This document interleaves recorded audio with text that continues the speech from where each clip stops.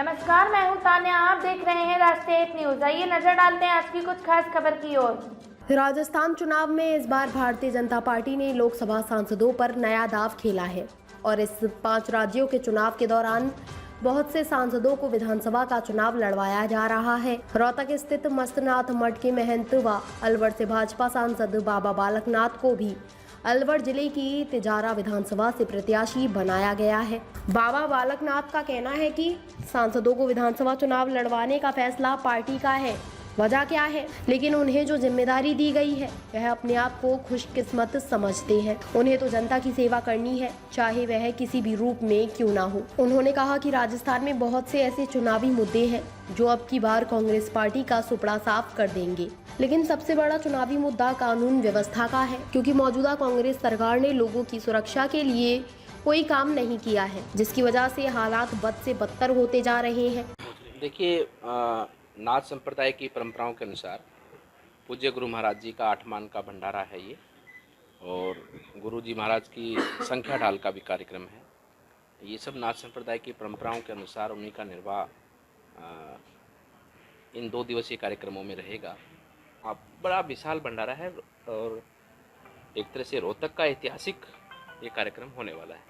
कौन कौन मंत्रीगण यहाँ पर पहुँचे? देखिए, पूर्व से हम संपर्क में थे और क्योंकि समय के चुनाव की व्यस्तताओं के कारण माननीय गृह मंत्री जी समय का पहले से कार्ड जब बने थे तब से संपर्क में थे, तो समय तय नहीं कर पा रहे थे, लेकिन बाबा की कृपा से परसों के दिन उन्होंने समय तय किया और कल के दिन माननीय गृह मंत्री जी के कर कमलों के द्वारा पूज्य गुरु महाराज जी की मूर्ति का अनावरण रहेगा।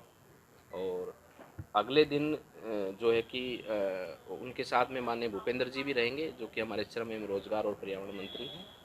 और 12 तारीख के दिन पूज्य सर संचालक मोहन भागवत जी रहेंगे, योगी आदित्यनाथ जी रहेंगे, स्वामी रामदेव जी रहेंगे, अवधेशानंद जी रहेंगे और परमार्थ निकेतन से हमारे पूज्य महाराज जी रहेंगे।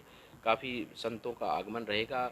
हैदराबाद से भी हमारे पूज्य महाराज जी रहेंगे, कर्नाटक से भी हमारे आदि चुनचुनगिरी जो हमारे नाथ संप्रदाय का ही एक तरह से परंपराओं को मानने वाला स्थान है, सब साधु 12 तारीख को उस दिन रहेंगे। और ये तो भक्तों का और साधुओं का सबका मेला है और सबके इस मेले के भाव से एक देश मेला है, तो चारों तरफ से साधु संत भक्तजन बड़ी संख्या में पहुंचने वाले हैं और बाबा का फल और आशीर्वाद सबको प्राप्त हो। राजस्थान के परिवेश में बात यही है कि पार्टी ने जो हमें दायित्व दिया, हम जो कुछ हैं आज राजनीतिक पद पे जो कुछ हम पार्टी की बदौलत है। हमारी व्यक्तिगत कोई पहचान मेरे तो जीवन में वैसे भी नहीं है। संत होने के नाते मैं सेवा के रूप में यहाँ पर संत परंपरा में जुड़ा हूँ, लेकिन इस मठ के कारण ही मेरी पहचान है और राजनीतिक जीवन में पार्टी के कारण है, मठ और पार्टी के कारण है।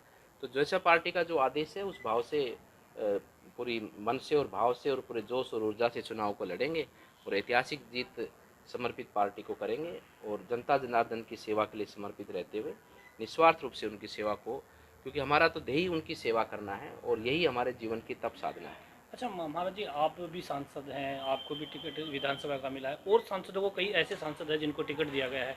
क्या विशेष रणनीति के तहत कोई देखिए, चुनाव लड़ा जा रहा है? हम पार्टी की सेवा के लायक है, ये हमारा सौभाग्य है। इससे बढ़िया और इससे अलग कोई बात मैं नहीं जानता कुछ हो सकती है। कोई व्यक्ति को पार्टी जिम्मेदारी देती है किसी कार्य की, आपको एक कैंडिडेट बनाकर पार्टी अपना विश्वास कर आपको भेजती है, तो हम सौभाग्यशाली हैं।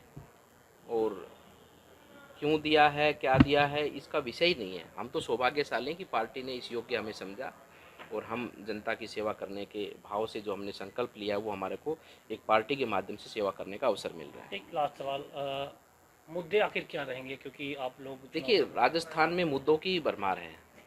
जिस प्रकार से पिछले 4.5-5 वर्षों का शासन रहा है, इसमें क्या क्या नहीं हुआ राजस्थान में, क्या क्या घटनाएं नहीं घटी गई। मतलब एक महिला को निर्वस्त्र कर कर सरेआम बाजार में घुमाने जैसी ऐसी शर्मनाक घटना राजस्थान में घटती है, तो मैं मानता हूं कि राजस्थान के लॉ एंड ऑर्डर और राजस्थान की सरकार वहां पर सरकार में रहने के लायक नहीं, क्योंकि कानून व्यवस्था उनका कार्य है। अगर कोई ऐसी मानसिकता का व्यक्ति भी सामने ऐसी विचार भी करता है तो वो तभी कर पाता है जब वहाँ पर उस कार्य को करने का कुछ उसकी व्यवस्था हो या उसका कुछ ऐसी व्यवस्था वातावरण वहाँ दिखता हो। तो वातावरण जैसा इन लोगों ने बनाया, गुंडों को संरक्षण देना, तुष्टीकरण की राजनीति करना, भिवाड़ी के अंदर, तिजारा के अंदर तो इतना व्यापक रूप से भ्रष्टाचार की सीमाएं लांघ चुके। वहाँ पर आए दिन दहाड़े बैंक लूटे जाते हैं,